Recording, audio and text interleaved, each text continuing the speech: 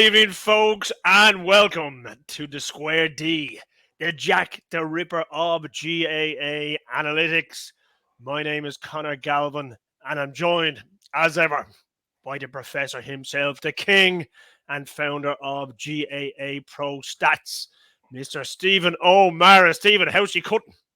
Asher flying. We had to wait 16 years for a double All-Ireland final when we were young fellas, and even more for Dublin and Kerry. So sure, you can't not be excited.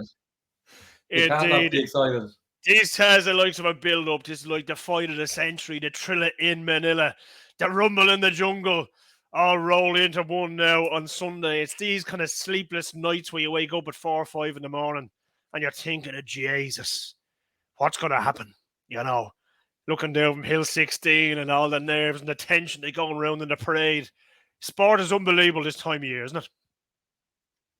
Yeah, absolutely. Look, it's what we all. That's what look it is. It is the final Dublin Kerry. I mean, I remember a funny anecdote to start because I gave this previously. We edited it out just to cut the time down, but I remember watching the Dublin Mayo semi-final in 06, and at this stage it had been 11 years since Dublin, I think, had been in an All-Ireland final, if I'm not mistaken. Yeah, and I was up, and Kerry had already won their semi, and sure everybody was talking Dublin Kerry, before Dublin Mayo had even played, and it was 4 points to no score to Mayo after maybe 8-9 minutes, and a Dublin supporter next to me says, "Won't be Kerry playing like this."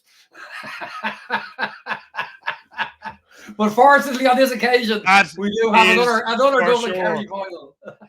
Yeah, very mixed memories of that day. I do remember actually being so emotionally unstable leaving the ground that I actually booted the program, and my shoe flew off, leaving the Hogan stand lower, and my shoe got stuck up on top of the adjoining pillar on the exit, where I had to get the shoulders from my old pal Barry Morris to get the shoe back down as the guards came in wondering what we were doing.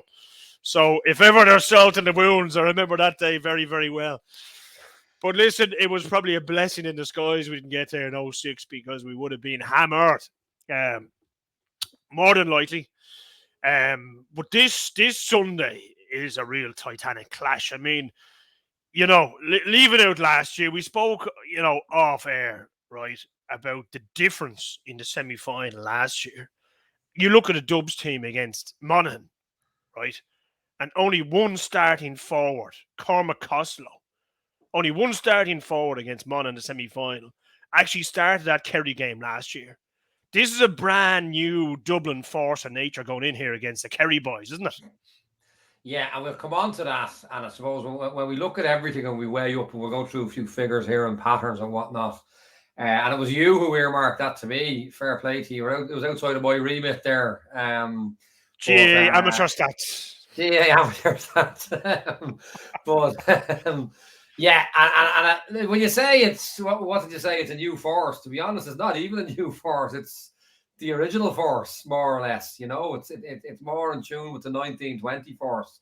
I mean, you had the names and numbers, but Mannion's back in, Callahan's back in, Pascal is now playing maybe the way Paddy Andrews was. Paddy Small is back in, like Stephen Cluxton's back in. Obviously, we're going off the forward there. And I think the context that I felt last year, Kerry, I felt Kerry could have won the game by 8 or 9 points. They'd missed a penalty. Cormac Costello pulled a goal out of thin air, robbed out of a hat. And with that context, and maybe that's where the bookies are looking at results. You'd have said you have to fancy Kerry, but when you look at the context, without disrespecting anybody, in the context of the team they have going on the field on Sunday, and it was your good self who pointed out this key factor. Last year's All-Ireland semi-final nearly looked more like a National League team by comparison, and I think that's a key factor that needs to be borne in mind before we go looking through figures and patterns. Yeah. No, well, look at the big loss. People point to last year, Conor Callahan wasn't playing. Outside of that, it's highly overlooked, I think, in the media. Yes, Con in there this time. His efficiency this year has been off the charts. Clifford has obviously grabbed the kind of headlines, the real popcorn stuff, real box office highlight reel. We're going to look at that later on. Con has done the hard graft, ball through hands, bang, bang, how he brings lads in. Do you see him give the ball away? Do you see him kick a wide? Very, very rarely, you know what I mean? He really is the quintessential GAA killing machine of the modern era. Now, to kick things off, right, we've had quite a lot of interest in this podcast this week, which is quite rare. We've had fellas from as far away as my cousin Willie Graham in New York wondering what would the professor do if he was Desi Farrell, and conversely, what would he do if he was Jack O'Connor? How would he plot the downfall? So, you're on. What would you do? Yeah, well, look, I suppose the first context we have to give is we back it up with data, and it's again, I'd always look as an analyst or a coach or a manager, like, do the patterns suggest we should win this game, i.e., don't really change much, or do the patterns suggest on current trajectory we're going to lose this game and therefore we need to change something? And I suppose there's a key point and question or two there which we'll come on to. We look what's comparable. It's hard to say because the groups, whatnot. Dublin haven't played apart from Mayo, anyone of this kind of style at all. But I suppose we have comparable figures. We look just to give an overview, and I'll give you the summary before I give you, or I'll give you the outcome before I give you the figures. Dublin are marginally ahead on all data. Thank God for that. That's comparable. And we'll just look. Let's take Look, in fact, listen, just to stop you there, folks. That's all we have time for. They're ahead of all data. Thank you for tuning in this week. That's all they want to know. There's one nugget. The Dubs are ahead on all data.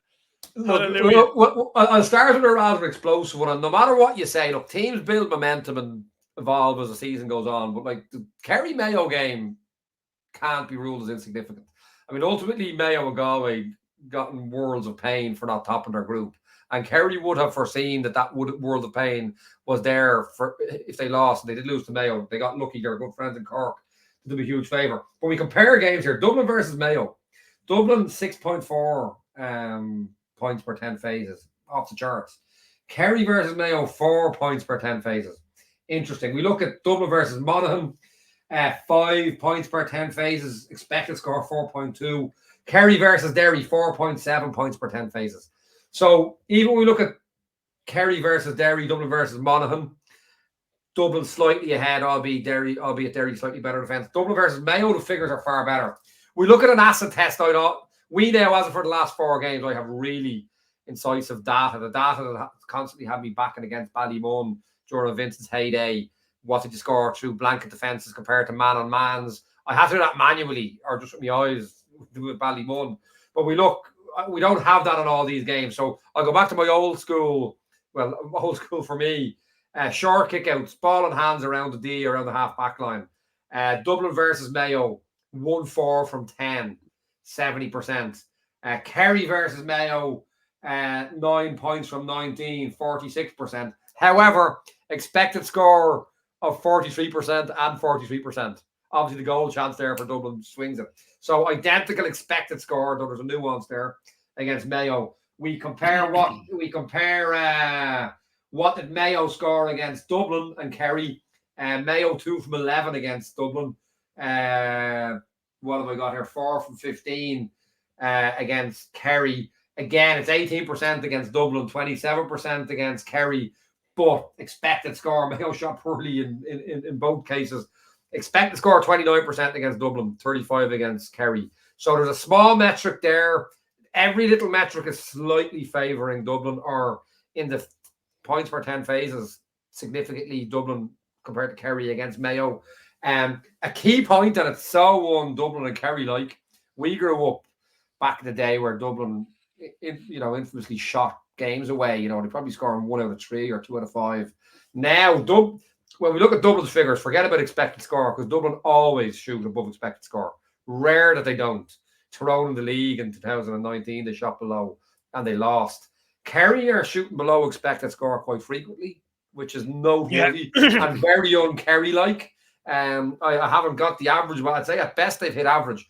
So that's a factor. But we look at again, we look at Kerry against Derry. What do they do into the zone on defence? Well, 9 just for on that, 24. right? Just when we're crunching Yeah, those numbers out, just yeah. back to even last year's semi-final, Mm. the conversion rate of Dublin last year's semi-final was 54%, which was pretty paltry compared to their boom Yeah. years where Yes. they were over 65%, right? Yes.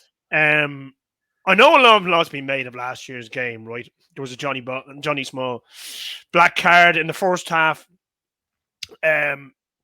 David Goff is in the middle again, right?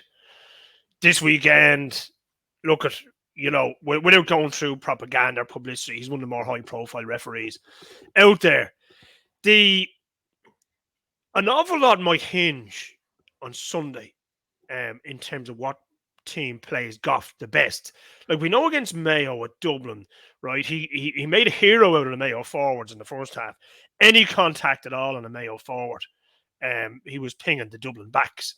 Now, obviously, be it Davy Byrne or Mick Fitz who picks up Clifford, any contact at all, you would imagine there's going to be to be whistling off the charts, to be freeze, Yeah. Well. left, right, and Well. centre. Well. What I would say on that, and this does go back to Jim Gavin's time. I can't say, but games the most in-depth inter-county game I have outside of Donegal and Galway games where I've worked for the teams is the Dublin Kerry 2019 final. It's a reference point we'll use here. You talk about playing the refs. Dublin are the masters of analysing referees because the rules, as we discussed previously here, they're quite vague around the shield or the screen. Again, David Goff went on a bit of a mad one against when Galway played Tyrone, gave 2. We debated them before. We won't go into it again. Dublin do not, for me, when Conor Lane refereed the All-Ireland replay in 2019, Dublin scored 1-4 off what I, as a referee, would have given black cards for. They know that David Goff would have given black cards. The obvious one is the goal just at the start of the second half, where Brian Fenton, for anybody with a bit of initiative, realizes he has walked 3 steps, not doing nothing towards the football, to screen, obstruct the Kerry midfielder. Jack Barry. Not Jack Barry. The other lad will be Dermot O'Connor. No, jeez, I'm having an elderly moment. The main Dave man Moran. there. David Moran. Yeah. Moran, sorry. Now they won't do that on David Goff because they know David Goff will spot it and give a black card. But they did it on Conor Lane, and I think that's brilliant that they do that. Yeah. But yeah, there's an advantage taken away there from Dublin because they are the masters of analysing the referee, and that's 1-4 that on the laws of averages was probably 2 or 3 points alternatively. But they will play to that. Chrissy McCaig, and I've stated him as the best man marker of the country, but he didn't play the referee. It should have been obvious after the first one. He wasn't getting away with that hands-on, half push, half drag the last day. But I think of all the teams, Jim Gavin there or not, the players will have done that themselves. I think so. That will be a factor. I do think because Dublin are the masters of the dark arts, and I say that in a complimentary sense. There's less scope for it definitely with David Goff refereeing. The big point that anyone tuning in regularly on this would realise in Stephen O'Mara Moneyball circles that a score from a point or a mark is more valuable, yes, right, than a score from open play. Clifford had an absolute field day against Galway last year with the mark. Yeah, it allowed Kerry a platform then to go after Galway that bit more again. Now, in Stephen O'Mara Moneyball, is it a big threat that Clifford will start taking marks, give Kerry the platform to push up, and be able to strangle Dublin? How do you see this going? You'd put Mick Fitz in them for starters, right? Well, again, let's get out of the final key point is Callahan and Clifford, and we'll look at that comparison separately. In terms of that, well, let's go back to a little bit of data here again. If it's a blanket defence game, the evidence is that Dublin will be at least marginally better. Unexpected score. The difference could be if Clifford has 7 shots from 40 yards over blocking hands, that he scores 6 out of 7 or he scores 2 out of 7. It's definitely the percentages that Dublin are ahead on breaking blanket defences that can swing it. It's probably, if Clifford scores 5 out of 7 of those, it's probably even money. If he scores 6 out of 7, it could swing it Kerry's way. 4 out of 7 Dublin's way. It's that marginal. But if we look to come back to give a more data-based answer to your question, Kerry at his own defences, or blanketed +1 blanket defence, whatever you want to call it, against Derry, 9 from 24, 38%. 44% expected score. Kerry below expected score again. Kerry against Tyrone only hit the zonal defences, not that 1986 Tyrone stuff where they went man on man. 8 points from 21, 38%. 48% expected score. Dublin versus Mayo with zonal defence, 7 from 13, 54%. Dublin man on man. Now here's the key. Man on man, these two teams have obliterated everybody. Dublin 2-6 from 16 man on mans against Mayo, 75%, or 7.5 points per 10 phases. If it gets to that game, it's a gunslinging contest. That's where the Clifford Callahan thing comes in, and we're going to discuss that again at the end. My view is, despite the fact that Kerry are the magical footballers, look, if it's man on man, Kerry probably have more natural football in the locker. We still see Dublin scoring 2-6 from 16 against Mayo, who are a better defence than Kerry, technically better. Structurally, they're very different. So, yeah, obviously the implied odds, it could be fortunate. Dublin were masters of manipulating it in the past. It can come down to the randomness, and Cork never got their chance against Derry to come back like they had in the previous 2 games because they didn't get any frees in the last 15 minutes to put over and go 4-4-4 press. Look, the mark has implied odds. Kerry made great hay against Galway last year. On sending brilliant crossfield balls to a brilliant fielder in David Clifford. Every one of them landed, but it's absolutely an outlier in terms of expectation, even for Kerry.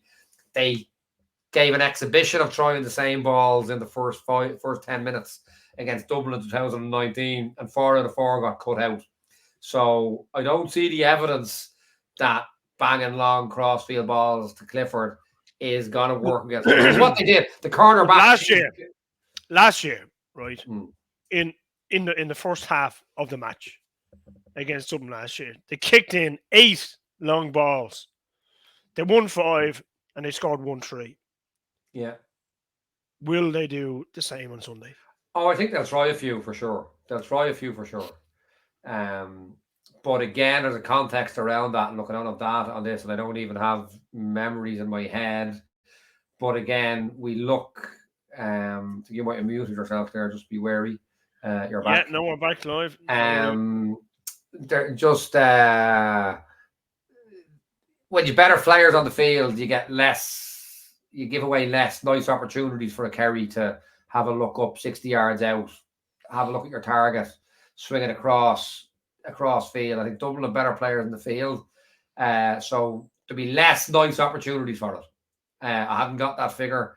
Obviously, an impressive figure against Galway. It was off the charts. But I would, again, the games I specifically studied and remember, again, it's 4 years ago to different managers, a lot of different players. Kerry actually lost the replay by banging those balls in. And a really interesting stat, actually, for the 2019 final, when it was 15v15, Cooper got a red card just before half-time, on the stroke of half-time.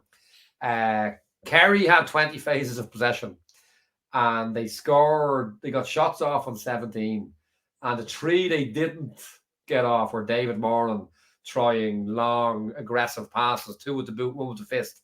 If you took those out, Kerry actually got 100% shot. Wow. Which was all the more notable that in the replay, they spent the first 10 minutes banging long balls in. 4 out of 4 didn't land. The one they kept through the hands, they scored for 5 points to 1 down after 10 minutes. Well, they went back to more or less through the hands and were level at half-time, 10-all. So it's not as black and white as let Kerry play this brilliant, extravagant Kerry football, and all will be rosy in the garden. can I throw a small curveball at you? You know the way I No hate better man. curveballs, obviously. No better man. So you would have very good experience, obviously, having coached Raheny in Dublin. There's a couple of wildcard suggestions that Shawnee McMahon, one of your old charges, should be drafted in to mark Clifford, given his pace, athleticism. He's the only back with an actual physical profile matching that of Clifford. Any comment? I hadn't heard that. My own view would be Mick Fitzsimons is 33, but I'm presuming Dublin have the data to suggest he's still physically at the mark. Why would you not put the man who marked Gooch Cooper, kept him quiet in the 11 final? Clifford, as we'll see, I'm happy with the job he did in the 19 final, essentially. Why would you change that? Saying that, if you ask me, could Sean McMahon do a job on David Clifford? I think he potentially could. He's a phenomenal athlete, a real student of the game. You do something in training and you actually see him behind training afterwards, working it out and testing it. Probably the most athletically advanced player, probably the most athletically fine-tuned player in Dublin. It's not and for the high ball, no better man because he's a big, powerful boy. Look, if you ask me if Mick Fitzsimons wasn't there, Sean McMahon as a wild card, you know what? I think probably yes. I haven't heard that, but my own view is Mick Fitzsimons. And if they're banging crossfield ball in and it's making hay after 10, 15 minutes, it's an All-Ireland final, we're all big boys. Maybe then you put McMahon on him. Hadn't thought about it. What I would say about McMahon is he's a centre back. He wouldn't have the experience of cornerback. And while he'd have a good grasp of the technical plays as a defender, I mean, he'd explain it all to you, whether he'd have the experience, against the Darren McCurrys and the Paddy McBreartys and the Aidan O'Shea's to then step up to a David Clifford. It could be throwing him in at the deep end in practical terms too much. But listen, I hadn't heard that, and that is a curveball. But there's no. I started Fitzsimons. If it wasn't working with Fitzsimons on account of high ball, absolutely no better man. I was actually listening to Garrett McKinless, the Derry halfback, on a podcast there recently, and he was making a point about Kerry that when the draw was made, he was actually delighted because when they sat down and he analysed Kerry, taking out this aura of all the All-Irelands, all the Sam Maguires they put together over the years, when they looked at the raw data and they sat in the room and they said, yes, we can beat Kerry. Here are the weaknesses. Here's where we can go after. Here's where we can really hurt Kerry. Who else said that? Well, listen, he wasn't. Come here. This is why anyone tunes in here. They're a step ahead of the game when they're meeting down at Fagan's and Kennedy's for the few pre-match points. And listen, lads, and I tell you the latest. The other side of the coin as well is one of the things that he lamented upon, obviously, was the Clifford scenario. Chrissy McCaig was obviously left marking Clifford. Quite interestingly, McKinless actually said that McCaig wasn't really told sort of how, because he's Chrissy McCaig, just go out and do it. Do what you do, Yeah, do what you do. Didn't work for him, really. I mean, look at he's a phenomenal player, so no one's going to argue with that. But they did try and plan to get an overload on Clifford's side. But just with the pace of the game, now bearing in mind, obviously, there were 78 phases in that match, a lot of phases. Given the pace of it, they just could not get numbers back around Clifford when it came to real match time. And that was where they were. I don't know. They didn't concede any more man-on-man attacks than would be the norm. I think if they could have, they'd have made it a game of blanket defenses both ends. Look, there was a bit of space once or twice, but nothing massive. But again, that's the high stake. There is a bit of, what is it you call it? The gun corral. What's your expression? The gun fight at the OK corral, O'Mara. Come on, you should know it at this stage. I should know it at this stage. 22 episodes in. 24, but Paddy did do half of them. There's an element of Dublin Kerry that their first out ball is always a kick pass that they can, And because they both, I mean, I won't get into it now, it's one for the after season show we do where it's more for the nerds and the geeks. Like Dublin and Kerry, chaos theory. I'll give you about 90 seconds on chaos theory and why it doesn't really, not that it doesn't matter, but it's very unquantifiable in this game, where it's quantifiable in other games. Chaos theory is most of our viewers would have only heard about chaos theory in the back seat of that van in Jurassic Park before they got devoured by the dinosaurs. So go for it. Well, chaos theory played itself out in both semi-finals, where Derry had better stats than Kerry when they didn't kick the ball aggressively forward. And Monaghan had, I think, equal stats to Dublin, if not better, when they didn't try quick transitions. And the point there is that when you've got the inferior team, a good team, a Dublin or Kerry against a Monaghan or a Derry, are actually better off being defensively breached in their own half-forward line. Why? Because the likelihood is inferior teams and athletes will peg forward, kick the ball forward, get excited, probably get turned over 3 times out of 5, if not more. And all of a sudden, they're caught playing man-on-man against a superior team.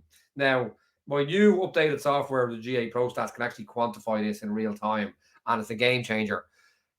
That's why Dublin and Kerry can get away with tactical imperfections high up the field, because that bad play, I'm not saying they do it particularly, but if they have bad play in the top third or in the opposition's half, bad defensive play, the implied odds, the chaos theory actually, it's like a Ruud van Nistelrooy video I showed someone recently. He says, we played the Italians and, you know, they have the ball.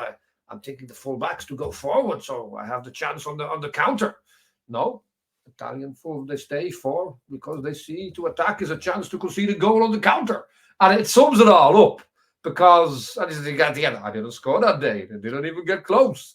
You know, Dublin and Kerry can't afford not to think like that, because that counter is actually an advantage on implied odds. But when they play each other, because they're more or less as good as each other, Dublin are athletically superior marginally. Kerry are, I will say, technically superior marginally, albeit Dublin are kicking better expected score than Kerry. All of a sudden, that bad play where it exists, so I'm not saying it does more with Dublin or Kerry, that bad play all of a sudden could find you being punished. And Mayo punished Kerry when they got it, but they also punished Dublin. Mayo scored 5 points from 10 man-on-mans against Dublin. It's not massive, but it's not the 75% Dublin scored against Mayo, which was ultimately the difference, apart from Mayo shooting really poorly on the day. So they'll both go for that, but they won't necessarily have the implied odds of chaos theory. I hope no one just tunes in there without hearing the pretext of those two. God help anyone who has just tuned in for this last 5 minutes. Not only are they treated to O'Mara's version of chaos theory and GA, but they've also had to suffer a Ruud van Nistelrooy impression. I don't think your man Conor Moore will be shitting his pants anyway. Okay, so moving swiftly on. If you're still with us, that is. I forget when you even asked me. Well, I won't be asking you that again, I can tell you. So for the remaining 5 family and friends who are still tuned in, we're going to move on, right, to the goalies, okay, the short kickouts. And we saw, Shane Ryan plays full forward for his club. Well able to get up the field, having taken the head clean off Shane McGuigan's shoulders with a catching tackle / grievous bodily harm assault. The last day, he then kicked the ball over the black spot. Fair play to him, wasn't whistled. This guy can really play out the field, right? Cluxon, unless there's an emergency, he doesn't come out there at all. Do you see this? Do you see Shane Ryan being given the freedom of Croker now on Sunday? Well, look, we could talk for an hour on this. I had a conversation with somebody last night, a football aficionado, and I suppose, firstly, a point to make. Stephen Cluxon plays midfield for Parnell's. The once I saw Parnell's play in Cluxon's lifetime was against Jude's, and Cluxon was sweeping from 6, if I remember correctly, and was quite happy to pick up Kevin McMenamin as a cornerback man-on-man when the need arose. So Cluxton can do all that. But again, to go back a bit to chaos theory, and we won't get into the maths of it, we're just giving in football terms. Oh, Jesus. Somebody was talking about Aaron Lynch coming up the field yesterday. Yeah, but that's how Derry play. It's chess. They need that extra body to chess their way through Kerry's and Dublin's and whatnot. And Kerry struggled with it. Dublin aren't going to do that. And why? Again, you go back, if you're the athletically or technically inferior team, and you get pressed man-to-man up the field, you're thinking, Christ, better get the keeper involved here and do a Roscommon versus Dublin, 4v3, out-chest them, outplay them, or out-chest them. Don't have to go by them. But if you're Dublin and someone presses you man-on-man in your own full back line, you're faster than them. And even if you're playing a Kerry or a Galway and they're maybe as fast as you, it's still inside forwards who generally don't have the desire, stroke, acumen to stop you. Like there's Killian O'Connor and there's Damien Cobers who'll take the head clean off you before they let you out. But there's more, Darren McCurry's and Ian Burks who won't. Do you know what I mean? So Dublin don't need Cluxton to play that game. And if they did, he would. Do you know what I mean? So I don't think it's really a factor. Shane Ryan may well come out the field. And this is the key thing in modern football. I keep talking about this, that back even in 2014 and 12 when Donegal won an All-Ireland to beat Dublin, like when you got men behind the ball, their full back line, the opposition full back line stayed at home. Now the full back line come up. So if you've got a 14v14, let's say the two keepers are in their goals, to try and get a sweeper, you've got to keep going zonal and shifting across, or you end up man-on-man very quickly. You bring the keeper into it, all of a sudden you're dealing with two extra bodies if you want to keep a sweeper. So Kerry are doing an element of that. Dublin never have done. In fact, until 2019, from 14 to 18, it was religion in Dublin to keep a counter cover. Whereas they've now evolved. Monaghan and Mayo probably were the only ones were doing that in 18. Dublin explicitly weren't. I'll tell you a funny story going back to Raheny. The first game Fenton played with me was against Éire Óg down in Carlow in a friendly. And fair play to him, he was a warrior. He was at the Dublin All-Ireland winning party on the Saturday night. Arrived down in Carlow for a midday game. I can't remember. He was fairly crook. He was meant to play 20 minutes, but we were under such pressure. He played the whole thing. But we were working on the sweeper coming into the attack like Monaghan, and Fenton hadn't been involved with me up to that. I knew who I was, obviously, but we hadn't been involved together. And Liam O'Shea, if I remember his name was correctly, come up from corner back out of the counter cover, and Fenton shouted him to get back. And I said, no, Fenton, he's to go. I remember Fenton looking at me like, Jesus, I thought this lad knew what he was about. He's telling the counter cover to go forward. And I said, I'll explain it to you after, Fenton. All right. Now, with a good sit down, with a good chat about it. But again, my theory was that Raheny hadn't been close or competitive with a top 6 team in Dublin in 18 years at that stage, since they'd beaten the Fianna, I think, in 2002 or 3. I mean, Ballymun had beaten them with 17 or 19 points a year or two earlier. My view was Raheny had to play that Monaghan-style chess with the extra body going forward. And look, it came into the Dublin game the following year. And now you'll see Merchant will come late to try and compromise that sweeper, to make him have to come out and play man-on-man, or better still, he doesn't realise he has to come out. You get a 3v2 on one side and Mannion or Howard or someone comes off the shoulder and kicks it over. Dublin don't need to bring Stephen Cluxton forward to out-chess teams because they're better than them, or in the case of Kerry, at least as good as them. So it's not a factor. If Dublin had to do that, they'd do it. They don't have to. I don't think Kerry have to, but they do have a Tyrone coach in there, albeit a defensive coach. Will have a bit more of that Ulster philosophy. I'm not saying Dublin shouldn't do it, but they haven't had to do it. So I don't think it's massively significant. I'd say that was quite a beautiful moment. Fenton, after, full of diesel after a few days celebrations, sitting in the changing room down in Éire Óg and having to listen to Stephen O'Mara's theory, his chaos theory around the GA about attacking backs. No doubt the Ruud van Nistelrooy impression thrown in there, and Fenton going, mother of Jesus, what have I got myself into here? Am I outside the club transfer window? How do I get away from this guy?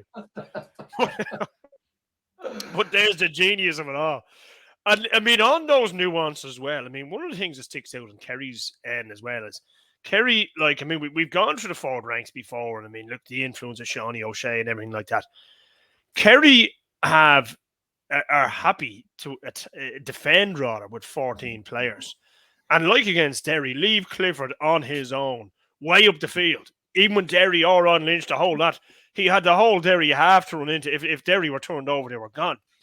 Will Kerry defend with 14 players on Sunday, or will Clifford be forced? I think they will leave Clifford forward religiously. They may leave Geeney forward. They may even leave Shawnee O'Shea forward. But I think they're going to realise against Dublin they have to get everybody, maybe bar Clifford, back.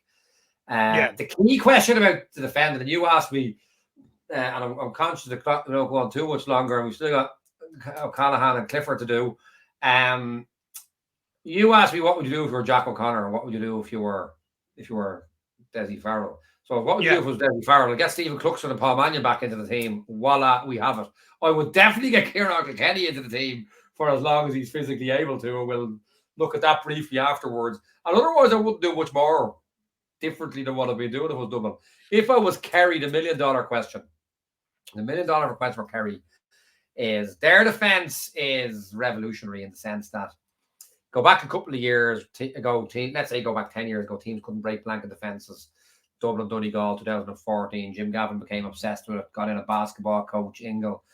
Brilliant. Now everybody at the highest level is able to break blanket defences, even 14-man, well-organised blanket defences. They're breaking them at least 25%, up to 45, 50%. If you're Derry, Dublin, on your day, maybe 55, 60. And Kerry haven't matched those figures to the same extent into blanket defences. But when you get to the stage where and still probably more or less the case in club football, except maybe the highest level, I'm talking, provincial club finals or maybe All-Ireland semi. Certainly Mike Cullen, Glen, Crokes definitely would be on the county figures. But generally in club football now, if you have a good, well set up defence, you don't really need to do that in terms of hunting down the ball, because the chances are if you do everything right, the opposition won't be able to break you down with massive consistency. But county football is completely flipped. And now the good defensive coaches, and Paddy Talley has been the pioneer of this, they're actually doing things that are technically wrong to create JJ O'Cotches or just create pressure where pressure normally wouldn't be. And as I said, I spotted this in the league last year, had Talley all over it, where Dublin got to take a short kick out off the cornerback, but the cornerback had to slightly stretch towards the line to get it. The Kerry centre forward sprinted, left the Dublin centre back in the textbook centre back position to go in and try and make a double up from 30 yards away. Now, as I say, you tell an under 10 not to do that, but this is obviously 17 steps further on down the road than the under 10 that you're teaching, stay on your own man. So Kerry are doing that. But the point is, I'm a JJ O'Cotches, and for anyone who's tuning in for the first time all year, a JJ O'Cotches, God help them, JJ, 17 shots from outside the box, hit the upright set, or 17 times he hit the upright, I think, in one season from shots outside the box. Didn't score any, got supporters player of the year. And JJ O'Cotcha is a situation that looks exciting, but ultimately is low percentage. Kerry inversely create JJ O'Cotches for oppositions by, a slightly bad pass, a slightly up in the air pass, man will dart out and leave an unmarked man behind them. And I suppose the key on that is it's probably it creates JJ O'Cotches. Either they can either turn them over then. Just to clarify, if JJ O'Cotcha didn't actually hit the crossbar 17 times in that season, I'm sure his legal team are filing papers as we speak. Sure, he has been thrown to the mud here for so many times. Let's get on here, right? Let me finish the point. This is the key point before we move on. The key point here is, if I'm Jack O'Connor, do I defend the way Kerry defended last year against a Dublin forward line that had one of the 6 players they'll have going out this weekend, the way they've got to the All-Ireland final? Do I defend that way, or do I say, what's a JJ O'Cotcha for Mayo? What's a JJ O'Cotcha for Cork? What's definitely a JJ O'Cotcha for Clare? Maybe it's not a JJ O'Cotcha for Conor Callahan, Kieran Kilkenny, Sean Bugler, Niall Scully, Brian Harrow, Brian Fenton. And they tried it in the 4th minute against Derry, and the ball landed with the wrong man, and Derry cut them open for a goal. And my sense is, if Kerry do that, continue to do that, and they get it wrong a couple of times, they could be done for 3 goals.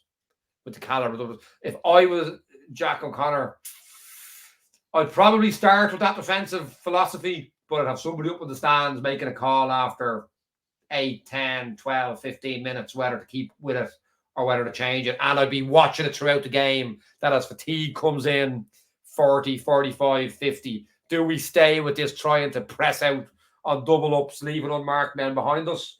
Or do we just go with a passive defensive arc, you break us down, boys? And certainly as the game goes on, I'd be saying from that magic 55 minutes, Dublin's magic time, I'd definitely be saying just hold our defensive arc.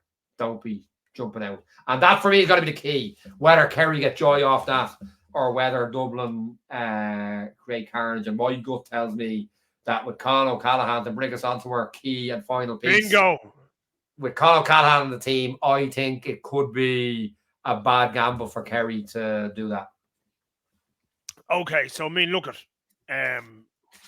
this final piece needs no intro. It's Con versus Clifford, straight down the spout. The winner of this, it's not a duel. I mean, they're not obviously marking each other, but the odds on both players shooting the lights out is probably slim. One would think that whatever player does that will be on the winning team. Is that fair?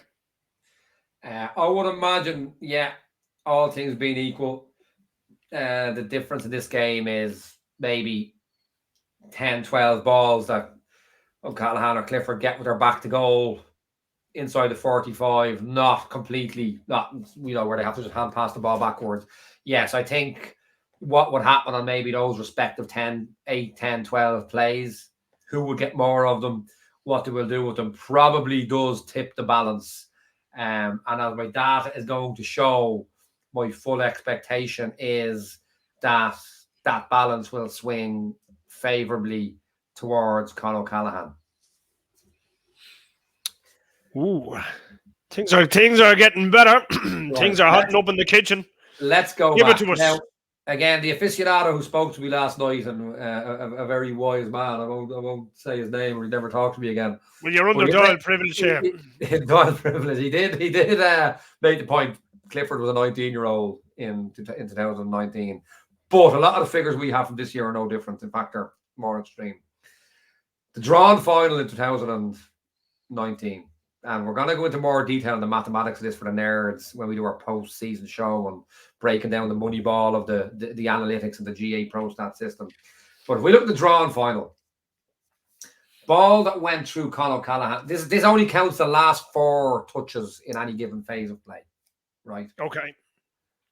So if you touch the ball 5 touches back from the score, it's not counted in this particular table. Conor Callahan was involved in 9. What do you think Dublin scored off those? Off the 9? Yeah. Bear in mind, I didn't get a goal that day. That's right. What did Dublin score off the 9 balls that went through O'Callaghan's hands in the last? I'm going to go for 7 points. They won't believe we didn't choreograph it. 7 points it was. David Clifford so that's 78%. When you're good, you're good. When you're good, you're good. David Clifford, now, fairness, I need to give full data on this. From the 14 that went through Clifford's hands. In 2019, what did Kerry score? Wrong game, yeah. Yeah, first half was looking good. I will go for 6. Nearly there. 7. 50%. 7 as well. Bear in mind, but it's 50% versus 78%. Now, bear in mind, they missed a penalty that Clifford was fouled for. So let's give the whole picture of this, because it would be remiss to give the actual scores and the expected score when Clifford was fouled for a penalty that they missed. Dublin scored 78% when it went through Conor Callahan's hands. Dublin scored 2.01, twice as much when the ball went through O'Callaghan's hands compared to not. You take O'Callaghan out of that thing. Dublin scored 1-9 from 30. They didn't get a goal, obviously. 1-9 from 31. When it didn't go through O'Callaghan's hands, 39% compared to 78%. Now, you imagine a Dublin team without Conor Callahan. Are you starting to see the significance of Con missing last year? Never mind Paul Mannion, Jack McCaffrey, Stephen Cluxton, these boys, right? This is a foregone conclusion on Sunday. Well, we should have started. We should have started with this and wrapped it up after 5 minutes. Should have Kerry boys have no chance. Now, let's have a look at the Conor Callahan scored 4 points, gave 2 assists. For that, how many turnovers or missed shots? 0. Clifford, 5 points, 2 assists. In fairness, could have been a goal. We'll say expected 7 points, 2 out of 3 penalties are scored around. If it was 7 points and 2 assists, still 2 wide and 2 short shots. So there's still 4 misses to go with his 5 points and 2 assists. Are you getting where I'm coming from? Let's go on to the replay. Yeah. Let's go on to the replay. And there's an inconvenient truth, I think, in the first game, even with 15-14, he only touched the ball 4 times in the second half. Didn't score, didn't break a line apart from once, and had 2 misses. It was that game. Replay. Conor Callahan, 18 phases, last 4 touches, 11 points. A lower 61%, but Dublin still scored 1.53 more when it went through his hands compared to not. But the expected score was 1.7. There was a goal chance or 2 missed, obviously, that O'Callaghan had his hands on. Dublin scored 1-7 from 25, didn't go through Callahan. That's 40%, but didn't go through Callahan. Now, your full forward is always more. You know, I know from Galway, Donegal, Comer was always maybe 1.6, 1.7. McBrearty was the same kind of thing. But again, Con, 5 points, 3 assists, 1 short shot, and no turnovers. So for all the value we've got from Con in 2 games, he's had 0 turnovers and 1 missed shot. David Clifford, 5 points from 14, 36%. Kerry scored 1.04. Sorry, in both games, Kerry basically scored the same when ball went through Clifford's hands compared to not. 1.04. Now again, expected score was higher, 1.58, but he did miss a lot of some of his own shots. Again, if we go through what did we have here from 7 from 14, where have we gone? I had it here. 4 points, 1 assist, 1 wide and 1 short shot. So you get what I'm saying? The point I'm making is, and this is why I talk about, and who's Kerry's equivalent to Conor Callahan, but not as effective. Who gets his head, burrows down, either scores, assists, or recycles. Johnny O'Shea. No. He's Paddy Clifford. Probably actually is now 2019. Stephen O'Brien. 2019, Stephen O'Brien. Yep. Who was 3 ahead in Kerry's phases through hands to scores? Stephen O'Brien. You have Paddy Clifford now. The point I'm making Can I just say, let's just hope that Jack O'Connor is listening to this evening. And now, based on this, he decides to drop Clifford for Sunday. It'll do us all a favour. I would say now that's 2019. Let's go back and let's give this full. There's 2 key points here. Number 1 is ignoring. You're saying the data is the same this year, or close to this. Well, let's go back. Let's give this let's go full circle on this. There's 2 key points here on this comparison. Number 1, and again, Dublin in the first game, 1-5 from 11 through Jack McCaffrey, 73%, 11 points from 29, 38% when it didn't go through McCaffrey. Are we seeing the significance of these players going back into the team? Conor Callahan alone, then Jack McCaffrey. Forget about Stephen Cluxton and Paul Mannion. This is. We'll come back to that as my final point.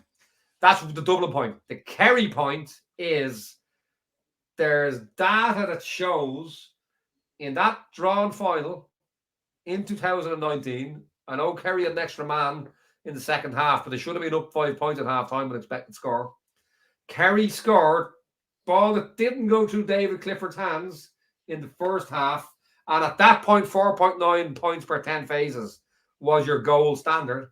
Bear in mind your inside forward line should be higher than the average significantly. What did Kerry score from 25 phases that didn't go through David Clifford's hands? 1-9. 4.8 points per 10 phases. Could Kerry do it without Clifford? The evidence is absolutely yes. Now, I don't want to be seen to be David Clifford bashing. I'm just the mathematician with the data. I took full every individual touch of that 2019 final, both teams' first and second game. I don't normally do that because it's a lot of work. Vaguish figures we have from this year. Brutal figures against Tyrone in the league. Brutal figures against Galway in the league. More turnovers than line breaks, or score more turnovers wide misses than line break scores. Poor figures against Mayo. Had a good period in the third quarter, but then had a mad goal shot when he should have tapped it over the bar and then missed another one. But I don't have the figures. The figures I would say are close to that Conor Callahan figure was the semi-final. Now, it was partly because Chrissy McCaig fouled him too much and gave him what might have been 50%ers or 60%ers at best, turned into 90%ers because they were frees. But I will make the point that we did a piece on this last week. I'm not arguing that Clifford is the most talented footballer in the country. I massively question his decision-making. I massively question the rhetoric around him because it's people who aren't trained to see the figures and see that 2 brilliant points doesn't compensate for 3 wides. The best game I've seen David Clifford play was the All-Ireland final last year, but it was random because he banged over 6 points and another day only one would have gone over. In the first half against Tyrone, Clifford shot 4 of his first 5 shots wide. Anybody else would have been whipped off. As I say, Jim Gavin would have you whipped off by then. Carla Finn would have had you whipped off by then. You're in her heyday, which analysis team they had there. Clifford is above analysis, it would seem. I want to make the point. The best game he played was Galway, but it was random. Another day, 5 of those 6 could have gone wide and it would have lost him the game. The best game he's played, the most Conor Callahan game, and I'm not trying to be facetious, the most Conor Callahan game he has played was Derry. Partially because McCaig kept fouling him, but partially because he did what I showed in that Mayo game. Where did the value come off Clifford? Won the ball, dropped the shoulder, drew 2 men, slipped it back. He got 4 cracking assists. And if he does that every time, instead of hitting 40 shots from 40 yards over blocking hands that are 15% shots for most players, they're 40% shots, 50% shots for David Clifford. As I say, on an outlying day, and it was the same for Shane Walsh, it was bizarre. On an outlier of a day, he kicked 6 out of 6, I think it was, against Galway. I think only one of them was straightforward. But it's not consistent football. I saw Bernard Brogan, Oliver Plunkett nearly lost the game in 2015 or 16 to St. Anne's because Brogan hit 7 of those. 6 of them landed in the keeper's arms or wide. Other days he'd score 4 or 5, but it was gambling. Why was Bernard Brogan dropped with Jim Gavin? Dermot Connolly the same. Scored 5 of the most exquisite points. The best individual performance I've ever seen. Dermot Connolly against Ballymun in 2016, I think. Bear in mind he was going by Phoebe McMahon and John Small and scored 4, But again, in modern football with 4.9 per 10 phases, that's moving up now at the highest level. Dermot Connolly all of a sudden becomes a gamble. Clifford is a gamble. On good days, he wins your game. On bad days, he loses your games. The game that was consistent was Derry, where he got the ball, and he did what he did that day I showed against Galway, against Mayo, dropped the shoulder, drew the defender, slipped it back. Dropped the shoulder, ran at the man, got fouled or recycled. And if Kerry, and I see the bookie, the more I've looked at this data here, I make this a 60-40 for Dublin as things stand. For this to be a 50-50, Clifford needs to play the Derry game. Now, we could be sitting here on Monday, well, you won't, but myself and Paddy could be sitting here on Monday saying they've won the game because Clifford scored 7 points from 8 shots. No, sorry, I'll be here from a live stream from the Keys Bar in Temple Bar.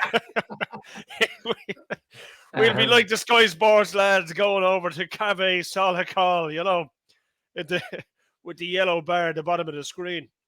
But yeah, But but yeah, that's the look, point. And look, I'm not saying Kerry are bookies' favourites. I think between, and you actually gave the key point here about the 6 starting forwards. That's just so massive. You gave that to me yesterday. I delved into a bit more data on McCaffrey, and as well as I was all under the Callahan Clifford piece. Callahan is consistent. Even on a bad day, he won't lose ball. He'll just recycle it and be reasonably anonymous. But I don't remember. The last time I saw that day was against Carlo in 2017 on his debut, actually. But Clifford is a gamble, but if he becomes he becomes not a gamble. He becomes Conor Callahan. And again, Kerry folk, if any of them are listening, I haven't got a retweet from a Kerry all year. I'm hoping they might break them out. I know they only tune in for the All Ireland final. But you're going the wrong way about it. If I was getting retweets from Kerry supporters club that I get from Mayo, I wouldn't say it. But I have nothing to lose if they don't retweet me anyway. They quote me. A few of them have quoted me without giving me due reference. But anyway, we won't get into that.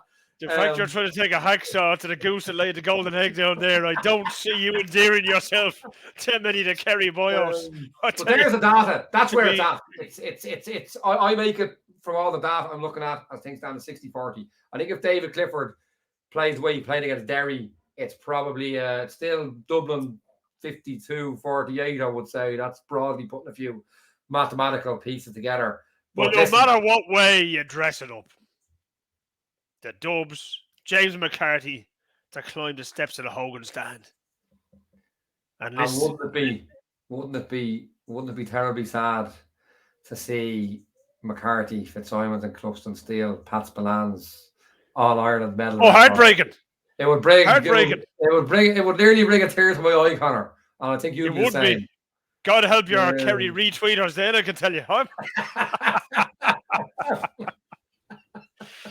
So look at that beautiful note. Listen, fantastic show. Great evidence and stats, and oh my God, as always, one of the very few shows I might add, if not the only show, where opinions are actually backed up with facts and analysis. Not mention any rival any rival podcasts out there. So listen, folks, fasten the seatbelts. Enjoy the electricity of Sunday afternoon. We can't wait, and we will see you all soon. Go easy and keep our lit. Good luck.